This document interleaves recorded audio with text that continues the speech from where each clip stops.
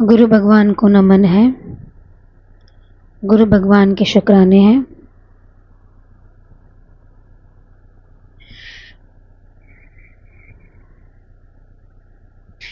देखिए, गुरु ने बताया कि संसार में रहते हुए हमारा लक्ष्य क्या होना चाहिए। हम कुछ भी कर रहे हैं, लेकिन हमें ये पता होना चाहिए कि मेरा लक्ष्य क्या है, कि मुझे भगवान से मिलकर एक होना है। जब तक मुझे मेरा लक्ष्य प्राप्त नहीं हुआ, तब तक सारी चीजें मेरे लिए गौण हैं, सारी चीजें मेरे लिए सेकेंडरी हैं। प्राथमिकता किसकी है कि मैं जिस काम के लिए संसार में आया था वो मेरे लिए इंपॉर्टेंट है पहले। लेकिन व्यक्ति संसार में बंधा हुआ, माया में बंधा हुआ सुख की ही चाहना करता है। जब तक हमें ये पता नहीं होगा कि भगवान में सुख है, तब तक हम संसार में ही सुख ढूंढेंगे और आप संसार को ही सत्य मानोगे। लेकिन क्या है, सब माया का खेल है, सब माया है। तो भगवान ने स्वयं श्रीमद् भागवत जी में कहा है कि अहम भक्त पराधीना, मैं भक्तों के अधीन हूं। जीव बंधा है माया के बंधन से और भगवान बंधे हैं प्रेम के बंधन से। तो मुक्त कौन है? जीव किसके बंधन से बंधा है? माया के बंधन से। ये संसार एक माया है। संसार में सुख, वैभव, आसक्ति, मोह, ये सब माया है और इस माया से व्यक्ति बंधा हुआ है। हम कुछ भी सोच लें, मन से किसी चीज की कल्पना कर ले, लेकिन बंधे हुए हम इस माया से ही हैं, इस संसार से हैं। और भगवान बंधे हैं भक्त से। तो जहां भक्ति है वहां भगवान है। भक्ति स्वतंत्र सकल गुण खानी, बिन सत्संग न पावे प्राणी। और बिना सत्संग के भक्ति मिलती नहीं है। एक व्यक्ति जेल में बंधा हो, मतलब कैदी हो, उसको आप अच्छे से अच्छा मिष्ठान दे दीजिए, अच्छे से अच्छे वस्त्र दे दीजिए, अच्छी से अच्छी लग्जरीज दे दीजिए। उसके लिए प्राथमिकता क्या होगी? कि कोई मुझे इस बंधन से छुड़ा ले, कि मुझे ये सब चीज नहीं चाहिए, मुझे तो पहले यहां से मुक्त होना है। लेकिन हम कहें कि मुक्ति तो तुम्हें दे नहीं सकते, लेकिन जिस जेल में तुम बंद हो तुम्हें वहां पर सारी चीजें दे सकते हैं, तुम वहां आराम से रहो। तो बंधे हुए जीव को सारी चीजें व्यर्थ लगती हैं। बंधे हुए जीव को सारी चीजें व्यर्थ लगती हैं। लेकिन जो व्यक्ति खुद बंधा है वो दूसरे को कैसे मुक्त कर सकता है? चार व्यक्ति आपस में खुद बंधे हैं और सोचे मुक्ति, तो कैसे मुक्त होंगे? मुक्त व्यक्ति ही बंधे हुए को बाहर निकाल सकता है। ऐसे ही गुरु ही हमें इस संसार से बाहर निकाल सकते हैं, यानी कि भक्ति। गुरु से हमें भक्ति मिलती है, ज्ञान मिलता है, और व्यक्ति जब भक्ति करता है तो इस बंधन से छूट सकता है। तो हम कुछ भी मान लें, हम इसमें सुखी हैं चाहे दुखी हैं, कैसे भी हैं, लेकिन है तो बंधन में ही। अब देखिए, संतों को दया आती है कि ये जीव है, संसार के बंधन में बंधा है, इसको मुक्ति का रास्ता बतलाऊं। लेकिन हमें इच्छा क्यों नहीं होती मुक्ति की? क्योंकि संसार में बंधे रहने से हमें आदत पड़ गई है, दुख में रहने की आदत पड़ गई है। जन्मों जन्मों से ये जीव बंधता आया है और उसको बंधन की आदत हो गई है कि नहीं? व्यक्ति को भक्ति नहीं सुहाती, भक्ति का मार्ग अच्छा नहीं लगता, सत्संग अच्छा नहीं लगता। तो कारण क्या है? कि उसको दुख में रहने की आदत पड़ गई है, सुख उसको नहीं चाहिए। ये तो संत जीव पर कृपा करते हैं कि जीव जाग जाए और जाग करके देखे कि मैं बंधा हुआ था। अब कोई व्यक्ति सो रहा हो, उसको उठाने के लिए कैसा व्यक्ति चाहिए? जो खुद जागा हुआ हो। सोया हुआ व्यक्ति दूसरे सोए हुए व्यक्ति को कैसे उठा सकता है?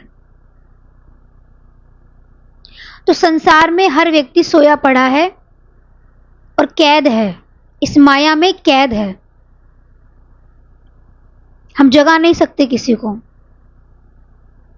तो गुरु कहते हैं कि पहले हम खुद जाग जाएं, खुद जाग जाएं।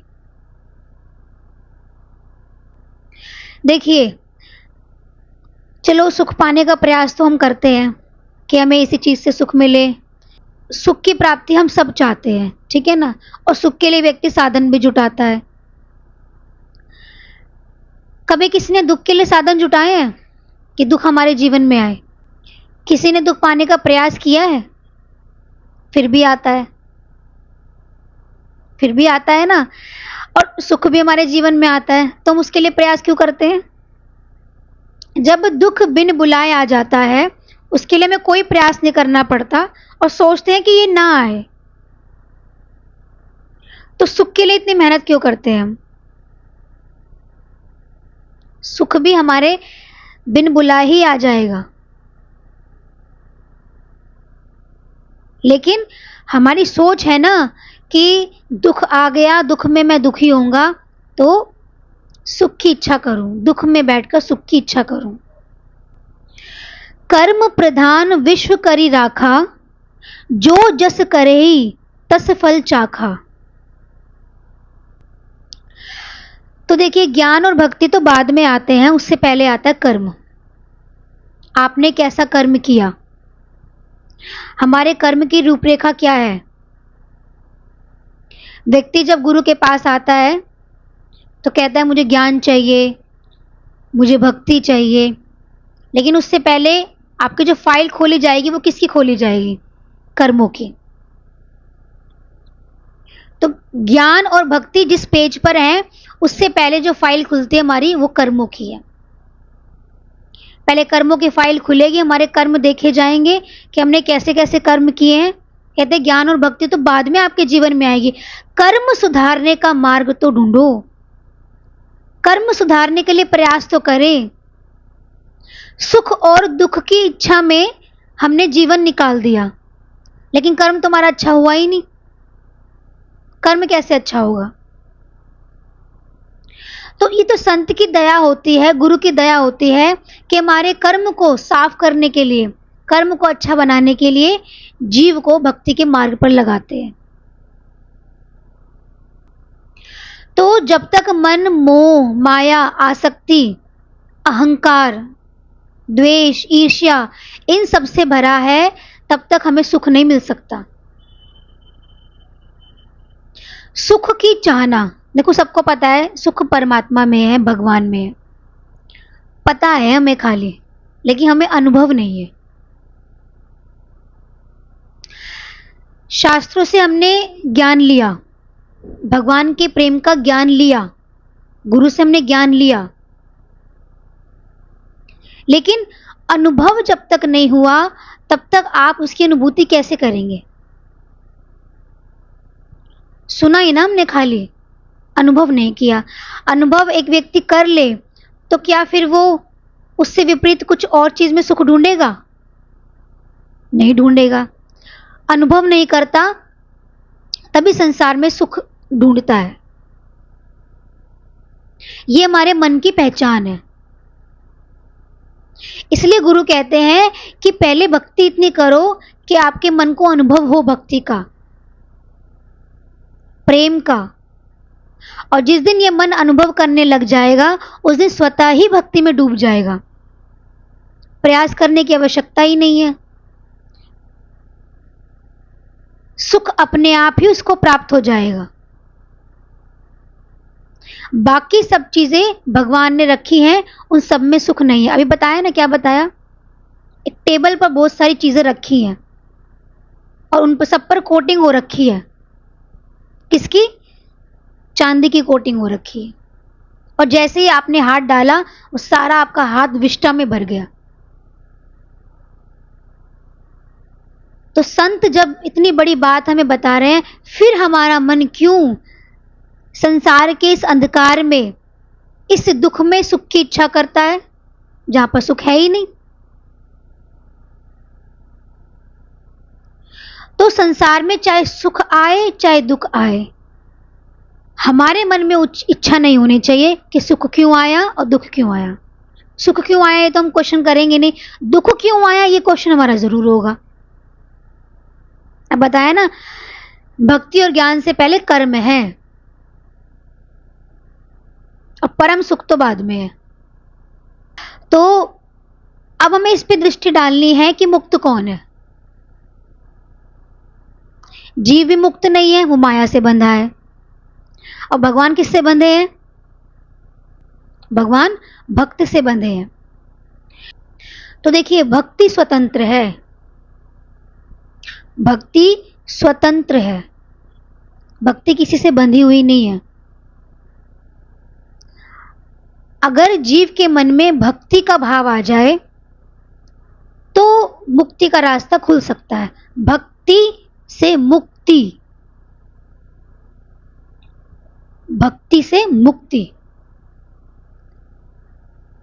भक्ति हमारे जीवन में आ जाए तो मुक्ति का रास्ता खुला पड़ा है।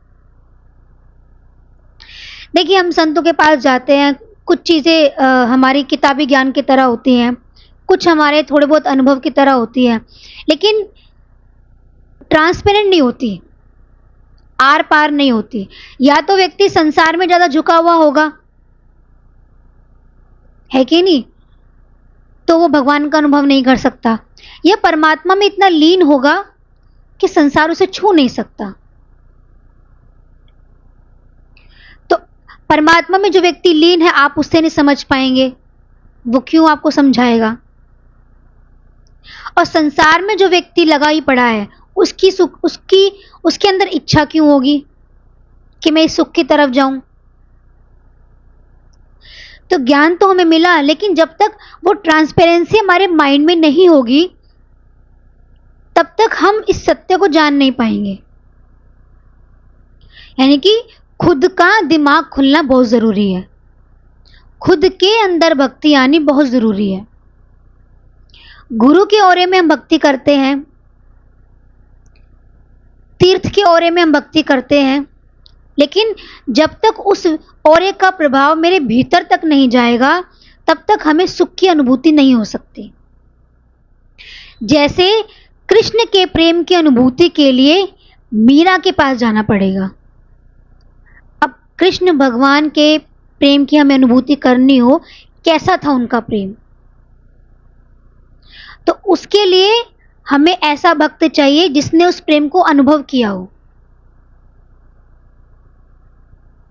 डायरेक्ट कृष्ण की भक्ति हमें कैसे मिलेगी, कैसे जानेंगे हम?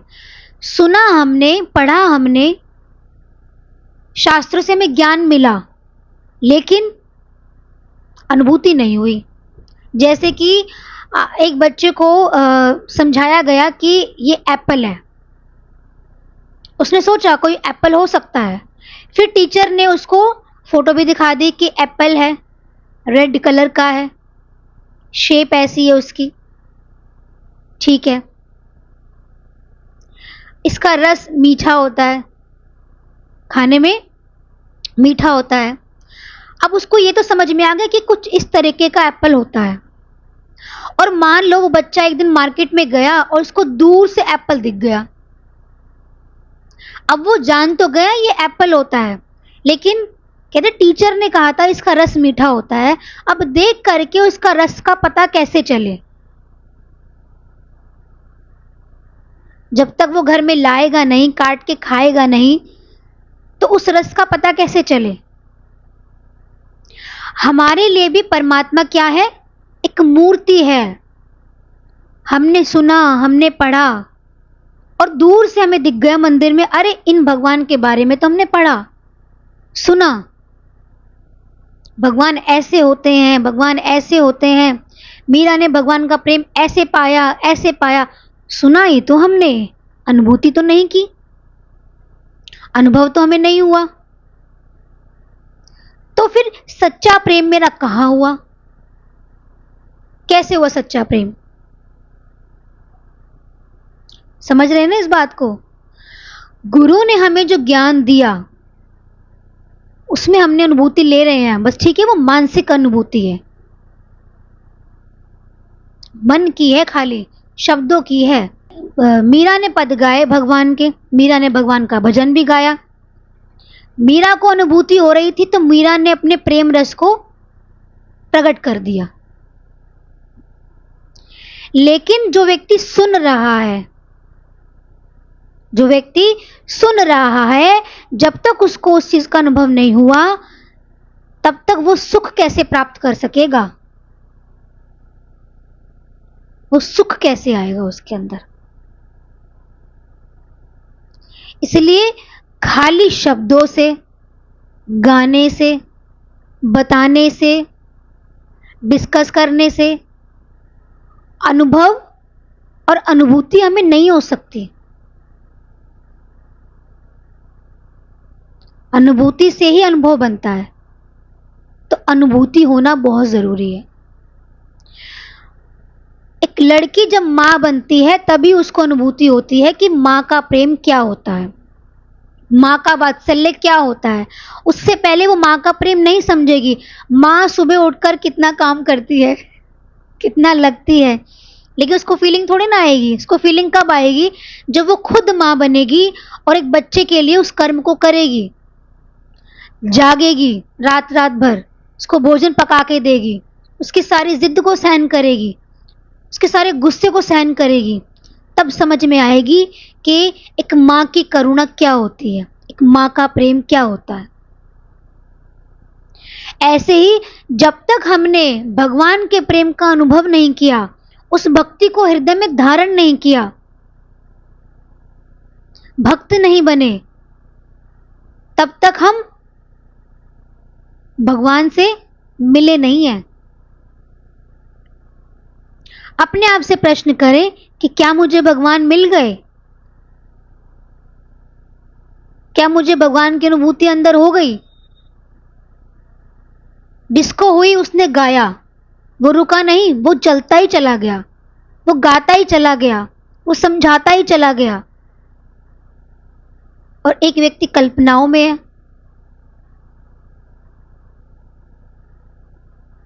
तो बताइए सत्य कहां हुआ? जैसे राम जी के बारे में जानना हो तो, राम जी के बारे में जानना हो तो राम भक्त हनुमान के बारे में हमें जानना होगा। हनुमान जी ने राम जी की भक्ति कैसे करी? हनुमान जी के अंदर में भगवान के लिए प्रेम कैसा था? तो हनुमान जी की भक्ति से, यानी कि भक्त की भक्ति से ही हम भक्ति के मार्ग पर चल सकते हैं, या भक्त की भक्ति से ही हमारे अंदर में थोड़ी थोड़ी स्फुरना पैदा हो सकती है। जैसे देखिए तुलसीदास जी थे।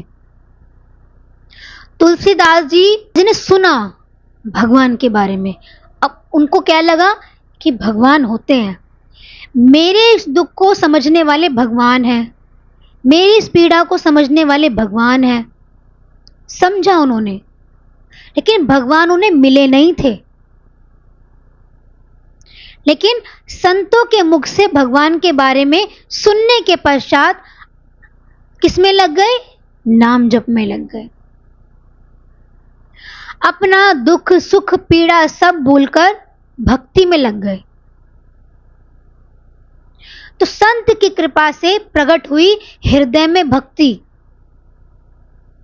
और जब भक्ति से इतना भाव बना कि मैं जिसको जप रहा हूं, दिन रात जिसको जप रहा हूं, उनसे मेरी मुलाकात कब होगी, वो राम के दर्शन मुझे कब होंगे।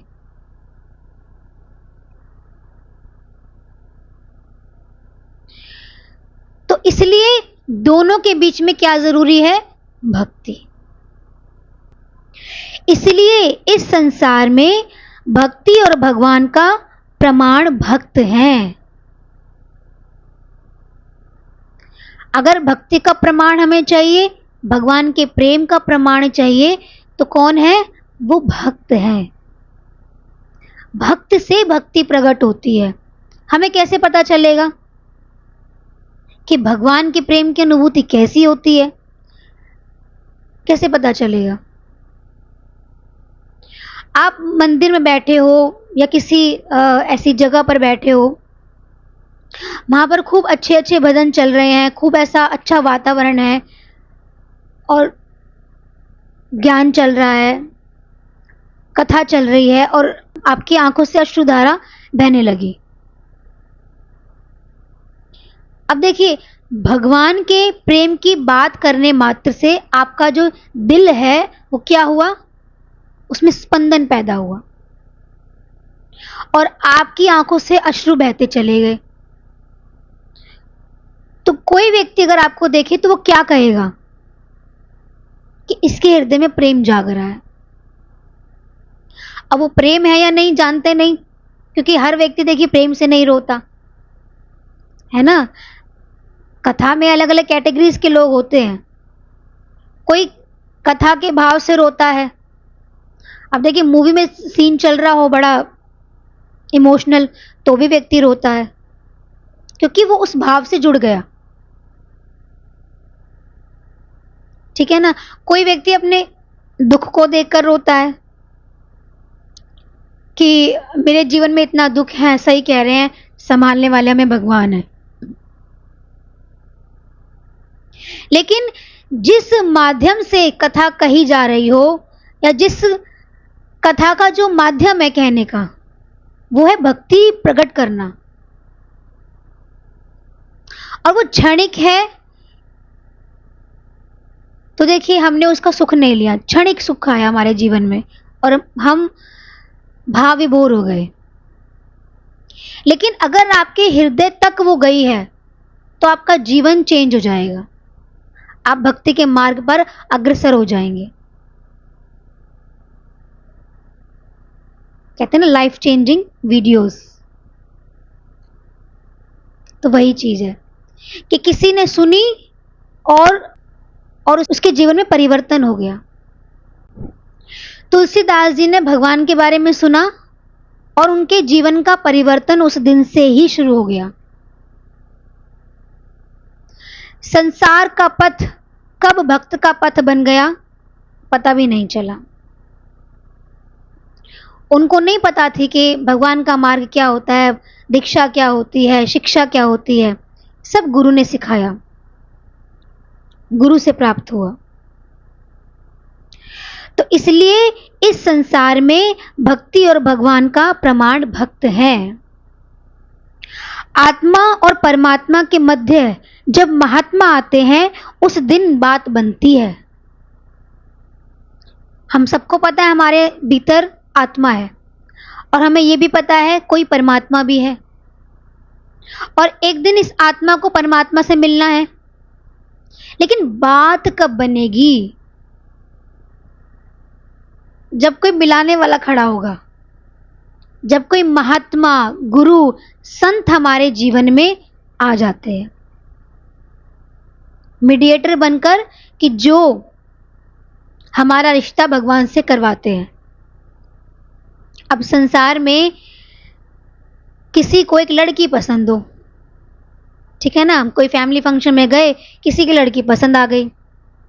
अब क्या करेंगे कि भाई मीडिएटर ढूंढेंगे कि कोई वहां बात चला दे, और दो घरों को एक, यानी कि दो घरों का रिश्ता एक हो जाए, रिश्ता पक्का हो जाए।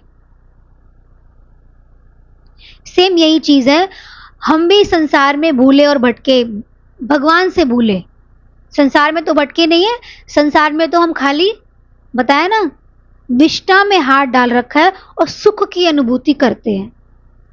लेकिन जब व्यक्ति हाथ निकालता है तो सिर्फ विष्ठा, विष्ठा में क्या क्या आती है? दुख, अहंकार, आसक्ति, मोह, परेशानियां, ये सब दुख के सूत्रधार हैं, जो खाली जिनसे हमें दुख मिलता है। व्यक्ति को पता भी है, व्यक्ति को पता भी है, लेकिन दुख में रहने की आदत ऐसी पड़ गई कि उसको दुख दुख नहीं लगता। देखिए, हमारी बॉडी की हैबिट भी यही है, जो चीज़ लंबे टाइम तक हमारे साथ रहती है उसकी हमें हैबिट हो जाती है। हम कोई दवाई ले रहे हो, ठीक है ना, दवाई ले रहे हो, हमारा शरीर ठीक भी हो, अब बॉडी को इतनी हैबिट पड़ गई कि दवाई लेंगे तो ठीक होंगे, नहीं तो बॉडी ठीक नहीं होगी। हैबिट है उसको। जन्मों जन्मों से बंधे रहने की इतनी आदत हो गई कि व्यक्ति इतना बंधा रहता है, जब गुरु उसको छुड़ाना चाहते हैं तो कहते हैं नहीं नहीं, यही ठीक है, मुझे बंधन ही स्वीकार है, क्या करूंगा मैं मुक्त होकर के, क्योंकि जन्मों जन्म से बंधा आया है।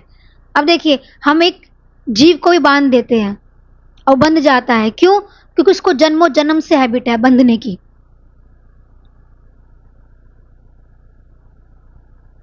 तो नारी पहले माता पिता से बंधती है, फिर पति से बंधती है, फिर बच्चों से बंधती है, तो ये मोह उसे बांधता ही चला जाता है। तभी तो दुख है संसार में। किससे है? मानने से। अब प्रश्न ये आता है कि भक्ति कैसे हो। अब जहां व्यक्ति का प्रश्न आता है तो व्यक्ति के पास बहुत सारे एग्जाम्पल्स हैं। किसके लिए? किसके लिए? एक्सक्यूज देने के लिए। We have so many examples for excuse. देखिए, भगवान ने कहा भक्ति, भक्ति का बीज जिसके अंदर डल जाता है तो वो फूटता है, ठीक है ना। अगर सही मायने में व्यक्ति भक्ति करना चाहता है, जैसे विभीषण जी हैं, हनुमान जी जब लंका में आए सीता को ढूंढते हुए, सीता को ढूंढ रहे हैं, सीता का पता नहीं लग रहा है, तो देखिए निशाचरों से भरे उस लंका में विभीषण जी राम राम कर रहे हैं। अब हम कह सकते हैं कि सिचुएशन जब ऑपोजिट हो तो व्यक्ति भगवान का नाम कैसे ले? तुम्हारे सामने भी एग्जाम्पल है। हनुमान जी को रास्ता ही विभीषण जी से मिला, क्यों? वो यही तो सोचते हैं कि इस असुरों की नगरी में ये राम राम की ध्वनि कहां से आ रही है। लेकिन सिचुएशन ऑपोजिट होने के बावजूद भी, नगरी राक्षसों से भरी होने के बावजूद भी उन्होंने राम नाम का साथ नहीं छोड़ा। उनके लिए कितना मुश्किल है, जो रावण राम का बैरी है और वहां विभीषण जी राम राम कर रहे हैं। व्यक्ति सोचता है ना कि मुझे घर वाले भगवान का नाम नहीं लेने देते, माला नहीं करने देते, सत्संग नहीं जाने देते, कथा में नहीं जाने देते, यानी कि जहाँ पर भी भक्ति प्लेसेस होते हैं वहाँ पर हमें रोक लगाई जाती है। तो देखिए, शरीर से आपको रोक लग सकती है, शरीर से तो विभीषण जी भी बैठे हैं लंका नगरी में, असुरों की नगरी में, लेकिन फिर भी आज उनका नाम राम जी के साथ लिया जाता है। क्या कारण है?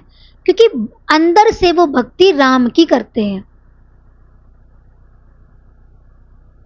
श्री राम जय जय राम, श्री राम जय जय राम। और जैसे भक्ति दिनों दिन बढ़ती है, दिनों दिन बढ़ती है, उसी दिन विभीषण जी कहां पहुंचते हैं? सीता राम जी के चरणों में। भक्ति ले गई राम के चरणों में, भक्ति ले गई, नाम ले गया, भगवान का नाम ले गया। तो नाम तो हम कहीं बैठ के ले सकते हैं, कौन हमारे जीवा को काट रहा है, कौन हमारे मन को निकाल रहा है कि नहीं? व्यक्ति चाहे ऑफिस में हो, चाहे घर में हो, चाहे कोई काम कर रहा हो, नाम तो वो हर जगह ले सकता है। और जिस दिन नाम का रस उसके जीवन में आ जाता है, उस दिन वो मुक्त है। बताया ना, जहां भक्ति वहां मुक्ति। अब ये और बात है कि सारे साधन आपके अनुकूल है और हमारा मन नहीं है सत्संग में जाने को, हमारा मन नहीं है भक्ति करने को। व्यक्ति के पास सारे साधन हो और इच्छा ना हो, तो उसमें कौन क्या कर सकता है? ठीक है ना? तो ये हमारे ऊपर डिपेंड करता है। अब विभीषण जी की भक्ति इतनी प्रबल थी कि हनुमान जी को भी खींच कर ले आई। अब नाम में ताकत है, लंका में ताकत है, किस में ताकत है? विभीषण जी खुद भी एक असुर नगरी में रहते हैं। तो शरीर तो कहीं भी हो, मेन तो नाम की महत्ता है, मेन तो मन की महत्ता है कि मन से हम किसका चिंतन करते हैं। तो कहा लंका निशिचर निकर निवासा।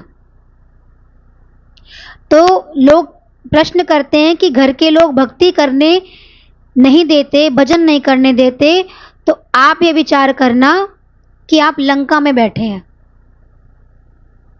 तो जब लंका में बैठकर विभीषण जी भक्ति कर सकते हैं और हनुमान जी तक उनकी भक्ति की ध्वनि सुनकर उनके पास आ सकते हैं और उनमें भेंट हो सकती है,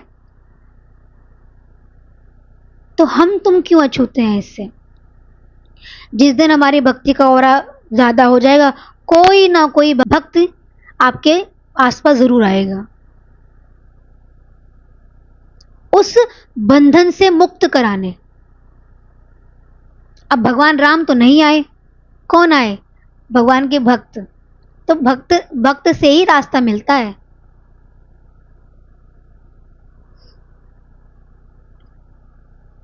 तो भक्ति विभीषण जी की इतनी प्रबल है कि उन्हें निशाचरों के बीच श्वास श्वास सिमरो गोविंद, हर श्वास में उनको गोविंद याद आते हैं, हर श्वास में।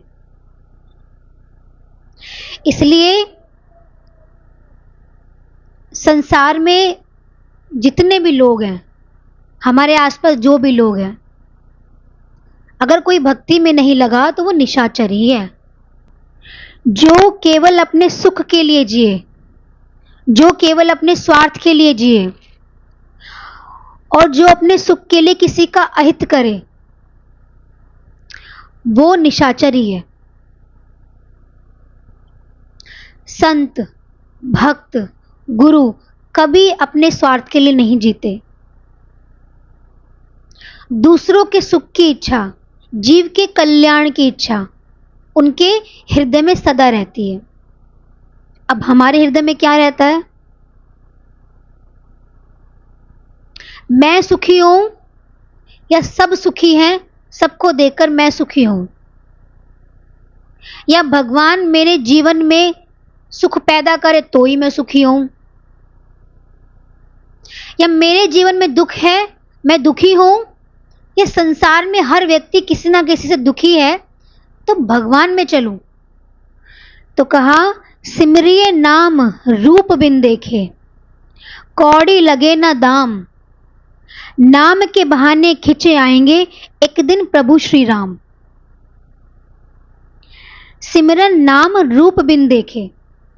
विभीषण जी ने राम जी को देखा नहीं था, सुना था राम के बारे में और नाम जपा। अभी आपको एक बात बताई जा रही थी ना कि खाली सुनने के माध्यम से, सोचने के माध्यम से तो हमारा भगवान से मिलन नहीं हो सकता जब तक अनुभूति ना हो। तो मार्ग क्या है? मार्ग ये है कि जब आपको रास्ता मिल जाए भक्ति का और भक्ति का बीज हमारे हृदय में डल जाए, है ना, गुरु हमारे हृदय में भक्ति का बीज डालते हैं और देखते हैं इसके जीवन में भक्ति कितनी बढ़ रही है। और जितनी हमारी भक्ति बढ़ेगी उस दिन बिना रूप के हमने भगवान से प्रेम किया, और जब प्रेम इतना बढ़ जाएगा तो भगवान प्रकट हो जाएंगे। और देखिए, कौड़ी लगे ना दाम। आप पाठ पूजा करते हैं, उसमें तो फिर भी 2 पैसे खर्च हो जाते हैं। भक्ति में तो कोई पैसा खर्च नहीं होता, ना कौड़ी लगती ना दाम लगता। एक कौड़ी भगवान कहते हैं कि जिसने मेरे मन से भक्ति करी है उसको तो मैं एक कौड़ी लगने भी नहीं देता। सच्चे हृदय से भक्ति करने वाले की भगवान कौड़ी भी नहीं लगने देता। उसका जीवन तो सुख से भर जाता है। अब देखिए, विभीषण जी भगवान की भक्ति करते हैं। एक तो सबसे मुश्किल काम ये, आसपास सारे नेगेटिव लोग हों, उनके बीच में बैठकर भक्ति करना, है ना। सेकंड चीज ये है कि जब भगवान राम का पता लगा कि 2 युग पुरुष सीता को लेने के लिए आ खड़े हुए हैं, तो देखिए विभीषण जी रावण को समझाते हैं, ये पता होते हुए भी कि रावण को इस समय बात अच्छी नहीं लगेगी, फिर भी उसको सही राह दिखाना। हम तो डर के मारे चुप हो जाएंगे कि ये व्यक्ति तो सुनना नहीं चाहता, तो इसके सामने बात ही मत करो, है कि नहीं। लेकिन विभीषण जी जानते हैं, लेकिन अपने भाई का हित भी चाहते हैं, तभी उन्हें उपदेश देते हैं कि तुम राम से पंगा मत लो और सीता को वापस कर दो। लेकिन रावण ने बदले में क्या दिया? रावण ने बदले में लात मारी। अब विभीषण जी के अंदर की भक्ति, रास्ता क्या मिला? सीधा भगवान के चरण में गए। वो भक्ति लेकर गई है ना, इंस्टेंट तो नहीं हुआ, रूपांतरण इंस्टेंट तो नहीं हुआ। व्यक्ति इंस्टेंट रूपांतरण चाहता है ना, मैं उस चीज की बात कर रही हूं। एक दिन हम सत्संग में आए हैं, आज ही कुछ परिवर्तन हो जाए, कैसे होगा? विभीषण जी की भक्ति से उनको रास्ता मिला, किसका? धर्म का। उनको पता है अधर्म हो रहा है, लेकिन उन्हें अधर्म का साथ नहीं दिया।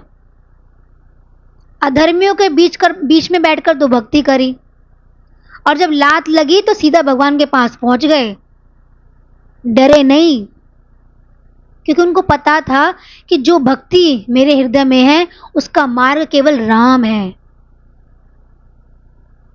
व्यक्ति जिंदगी भर लात खाता है, लेकिन भगवान के चरणों में कभी नहीं जाता। जिंदगी भर लात खाता है, संसार के दुख की लात, आसक्ति की लात, मोह की लात, लेकिन फिर भी ये मन भगवान के चरणों में नहीं लगता। तो इसलिए कहा, हमारे आसपास अगर भगवान का बैरी भी खड़ा है तो घबराना मत, भक्ति करना, नाम लेना, वो नाम भगवान को खींच लेगा। लेकिन अगर मन नहीं है तो इसमें क्या कर सकते हैं? तो बताया, अगर आपके पास नाम के बैरी लोग हैं तो घबराना नहीं, अपने मन से कहना कि मानो लंका नगरी में भजन कर रहे हैं। जब विभीषण जी का उद्धार हुआ तो हमारा भी होगा। एक साधन ऐसा है जिसमें आपको किसी के सहारे की आवश्यकता नहीं है। एक साधन ऐसा है, और वो क्या है? वो है नाम, भक्ति। भगवान के नाम को दृढ़ होकर पकड़े रहना। देखिए, माया है, छुड़ा लेगी, लेकिन अंदर से पकड़ कर रखना। संतों का, भक्तों का चरित्र यह बताता है कि कितनी भी प्रतिकूलता हो, एक साधन ऐसा है जो आप सदा कर सकते हैं, और वह है नाम। नाम खींच कर लाता है।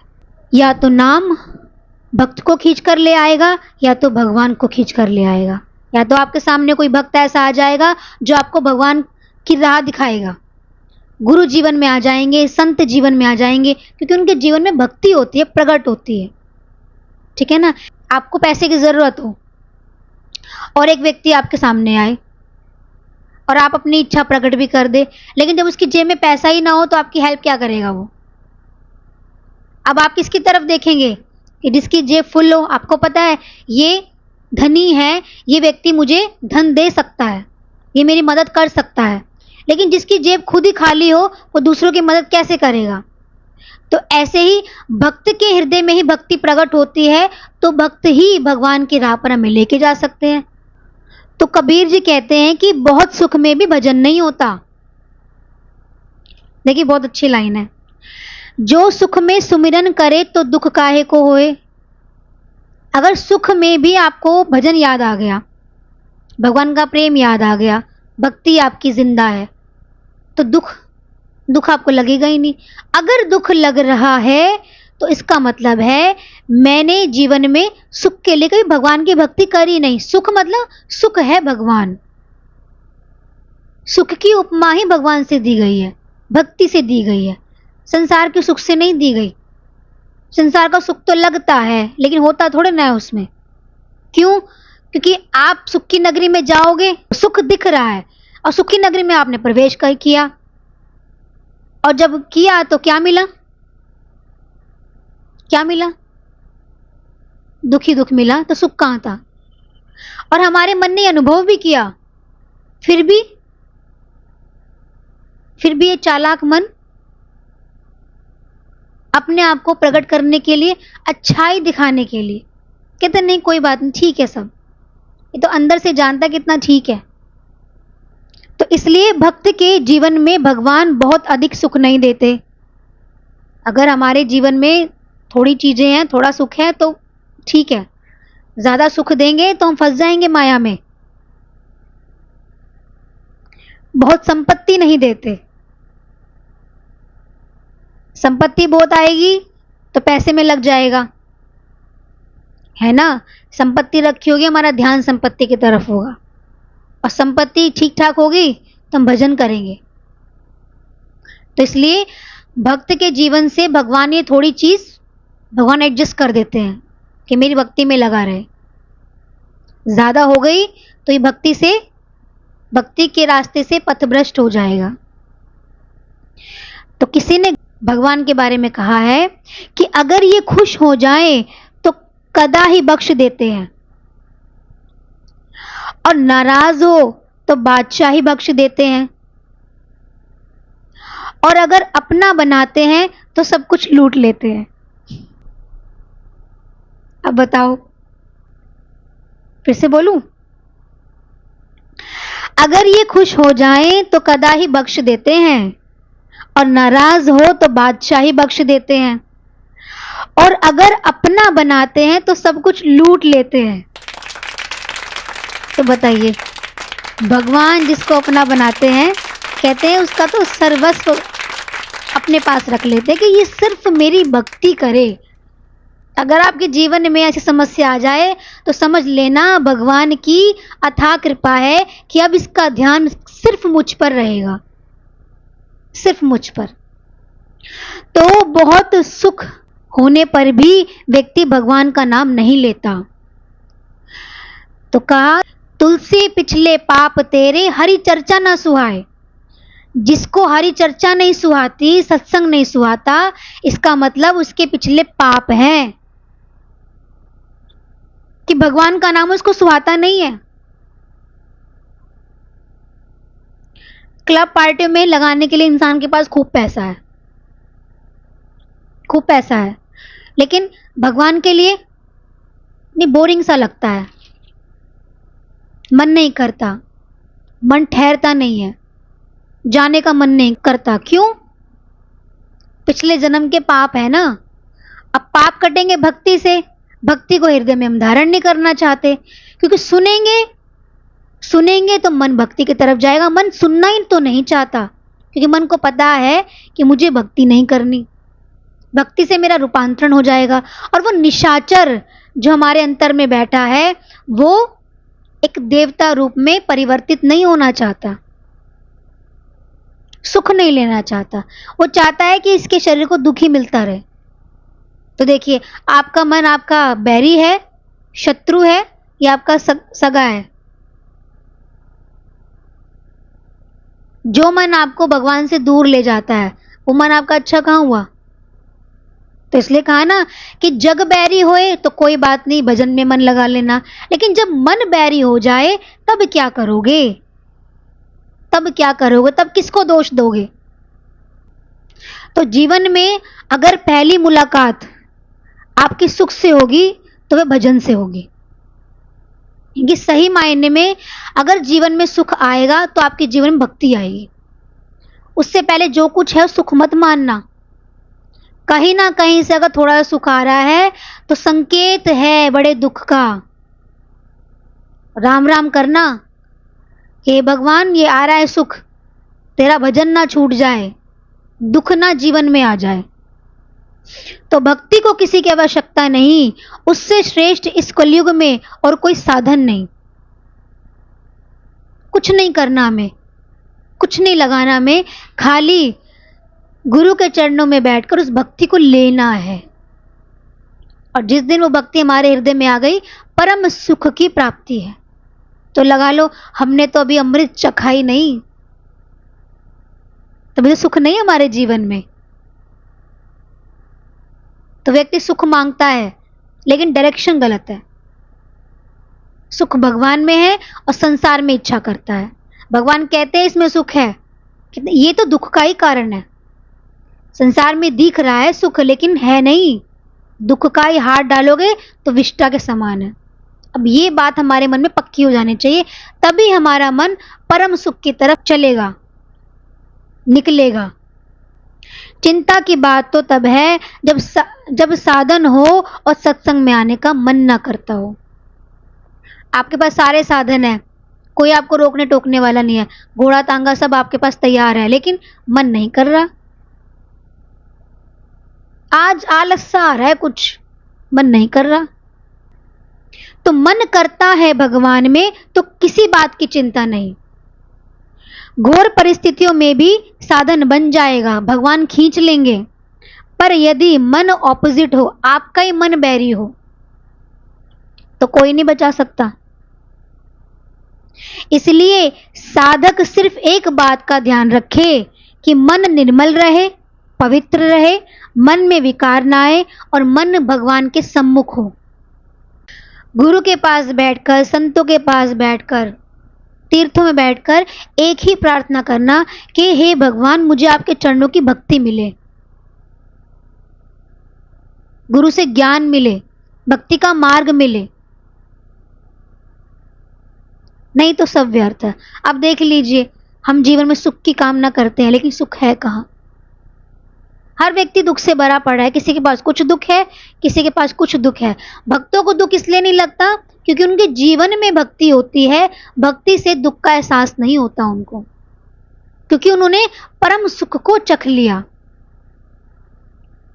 तो परम दुख की अनुभूति नहीं है, और हम परम दुख में परम सुख की अनुभूति चाह रहे हैं, है तो नहीं। अब हम कितना भी सोचे कि पनीर की सब्जी है और इसमें मिक्स वेजिटेबल दिख नहीं रही, अब पनीर की सब्जी में तो पनीर ही दिखेगा ना, मिक्स वेज कैसे आएगी? नहीं, मिक्स वेजिटेबल ढूंढ रहे हैं उसमें हम। ऐसे ही भगवान में सुख की अनुभूति है, भगवान में दुख का निषेध है ही नहीं। और संसार में दुख ही दुख है, सुख का रास्ता ही नहीं है भाई। रास्ता हो तो गुरु दिखा दे, कहते रास्ता तो ये है, लेकिन जब तक तुझे रास्ता समझ में नहीं आएगा तब तक तू अंधकार में ही अपने आप को सुखी मानने का प्रयास करेगा। अंधेरे में बैठे हो, रोशनी है नहीं, और कहो भाई सब दिख रहा है।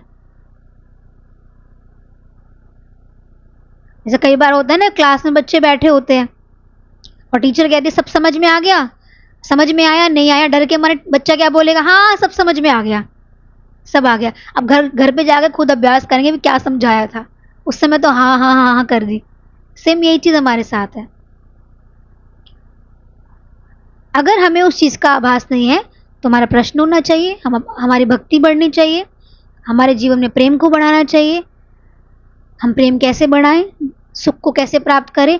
चीजों में सुखता, लोगों में सुखता, चीजें वहीं रह गई। शरीर में सुखता, शरीर बूढ़ा हो गया, शरीर दिन पर दिन ढलता जा रहा है, बताया ना अभी, शरीर को चोट लगे खोल के देखो तो आप क्या कहोगे, इसको जल्दी से बंद कर दो, अच्छा नहीं लग रहा, इसमें मांस कटा हुआ दिख रहा है। आप तो शरीर को सुंदर बनाने का प्रयास करते हो ना, शरीर सुंदर दिखे, आकर्षक दिखे, लेकिन ये सुंदरता किससे है? खाली कपड़े से है। दुनिया में रिश्ते नाते सब छोड़कर चले गए, कौन से मेरे अपने थे, उनमें भी सुख नहीं था, तो सुख किसमें है भाई? परम सुख का रास्ता कहाँ है? इसलिए सुख तो संतों के पास है। गुरु भगवान के शुक्राने हैं।